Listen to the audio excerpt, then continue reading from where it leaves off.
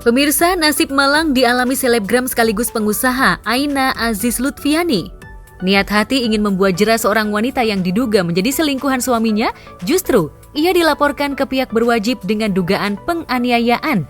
Bahkan statusnya kini sudah menjadi tersangka. Hal itu membuat Aina bingung lantaran ia yang menjadi korban perselingkuhan sang suami dan karyawannya justru harus menjadi tersangka. Perjalanan kasus ini yang kita lihat dari pertama kali awal kasus ini bergulir sampai akhir daripada proses pentersangkaannya DFF, saya rasa ini penuh dengan adanya cerita yang harus perlu kita dalamin.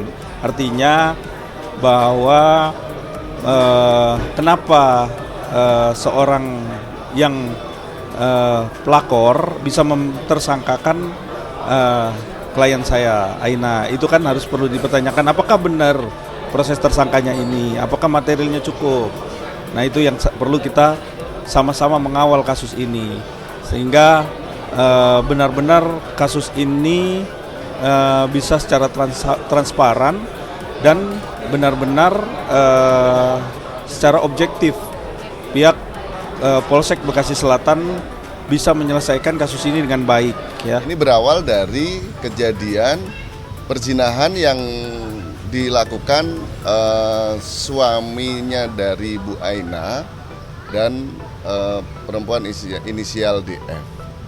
Nah, setelah Ibu Aina mengetahui ada perzinahan, dugaan perzinahan itu,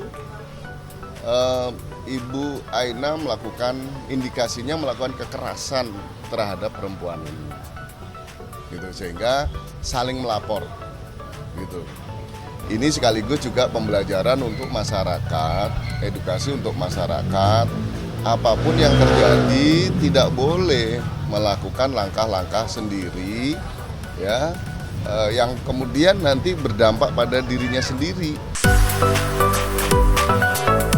Dugaan penganiayaan tersebut katanya terjadi setelah Aina Lutfi menemui DNA yang menjadi selingkuhan suaminya pada 9 Agustus 2022. Saat itu ia mengaku hanya menyiramkan es kopi karena emosi saat menginterogasi DNA di dalam mobil. Bahkan di dalam mobil, DNA tampak mengakui semua yang telah ia lakukan di belakang bosnya itu. Dan mirisnya, perselingkuhan itu dilakukan ketika Aina tengah hamil 5 bulan dan DNA mengetahui itu semua. Dan setelah itu ia dan suaminya pun melakukan mediasi untuk menyelesaikan masalah. Tetapi setelah mediasi, wanita bernama lengkap Aina Aziz Lutfiana itu justru malah dilaporkan DNA ke pihak berwajib atas tuduhan tindak kekerasan dan penganiayaan yang menurutnya tidak ia lakukan.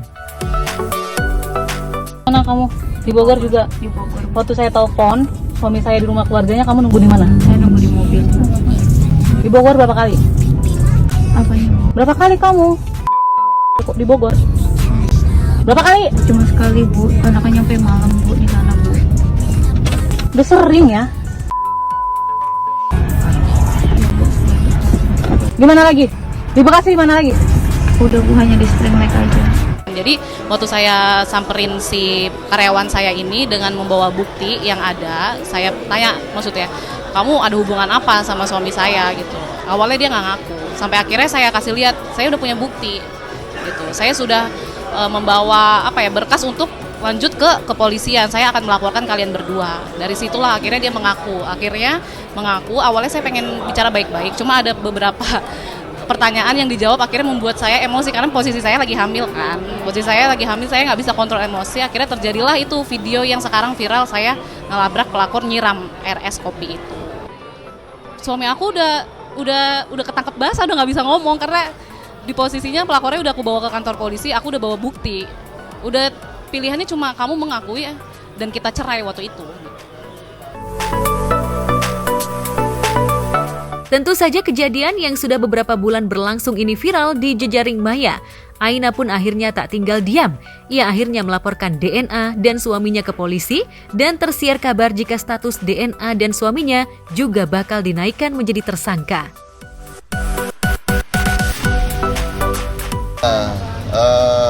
Ada kekerasan yang dilakukan Ibu Aina terhadap perempuan ini, ya, dengan menggunakan tangan kosong maupun dengan alatnya handphone. Jadi di situ kalau bisa dilihat dari di IG aku pun nggak aku hapus kan. Dari awal sampai akhir itu video nggak ada yang aku potong gitu. Di situ kondisinya aku marah, aku cuma melempar es kopi aja ke dia karena saya emosi, dan ada beberapa part memang saya ngelempar handphone tapi ke bawah.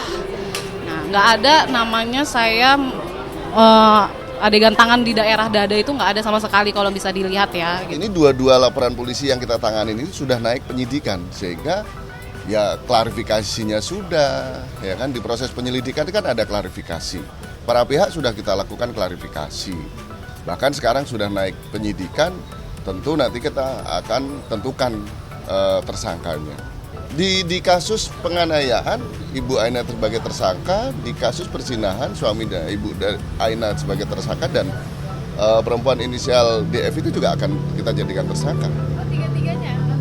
Hal itu kan yang penyiraman itu bukan saya yang ngerekam awalnya. Itu bukan saya yang ngerekam itu sahabat saya yang juga dilaporkan akhirnya sama pelapor.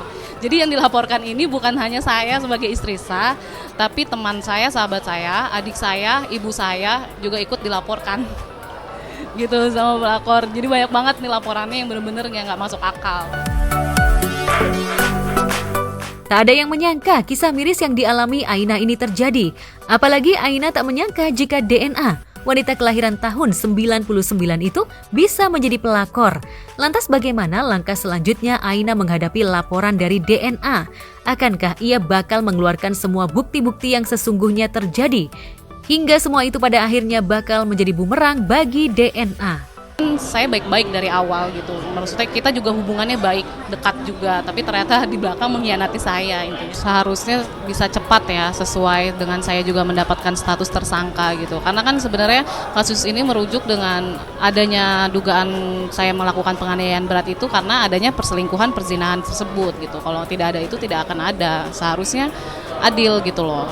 Malah justru seharusnya saya meminta, harusnya di sini saya korban bukan jadi tersangka gitu loh. Yang harusnya jadi tersangka ya suami dan pelakor aja.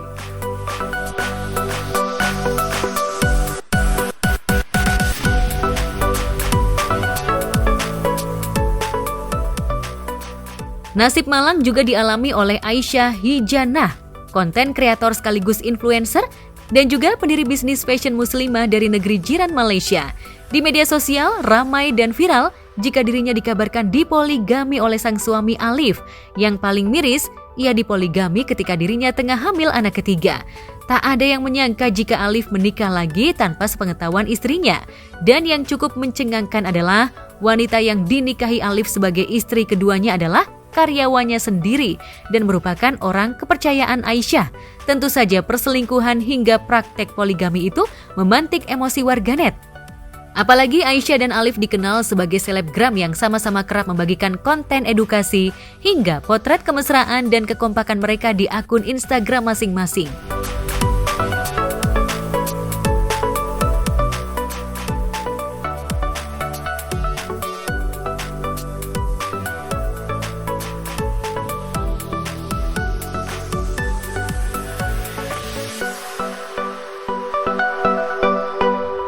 Tentu saja kelakuan Alif dan sang karyawannya itu membuat warganet Indonesia maupun Malaysia geram. Bahkan menurut pelakor, jika dirinya menantikan momen pernikahan dengan sosok Alif yang telah ia idamkan sejak 2 tahun yang lalu untuk menjadi imamnya, tentu saja warganet pun langsung menggeruduk akun miliknya. Sejak berita ini viral di jagat maya, Aisyah masih aktif di sosial media. Namun sayangnya kini kehidupannya disetir oleh Alif. Dalam sebuah potongan live, saat Aisyah mempromosikan buku, Aisyah tampak tengah diawasi oleh Alif. Alif menegur Aisyah untuk tak membahas masalah rumah tangganya yang tengah ramai di sosial media. Masih nak cerita. Abang mampu. Tak perlu cerita pun. Kalau tengok Alif dah marah Aisyah. Bukan marah, benda ni keluarga. Abang. Jangan cerita apa-apa. Benda kalau abang kena buatan, abang pun tak nak cerita ke orang. Okey. Kalau Aisyah kena buatan orang, abang nak cerita tak ke orang? Tak. Respect lah. Apa yang post macam tu? No, orang tanya tak payah cerita apa-apa. Boleh tak you just move on, move forward. You nak orang tahu untuk apa? You nak tahu, you nak all the world tahu. Why? Tak perlu sayang, tak perlu. Jangan buat macam tu, cerita ke orang, keluarga. family tengok tak payah. Syam tak? Bukan abang nak marah ni, abang sebagai suami, abang nak protect keluarga. Daripada mulut-mulut orang akan cakap itu, cakap ini.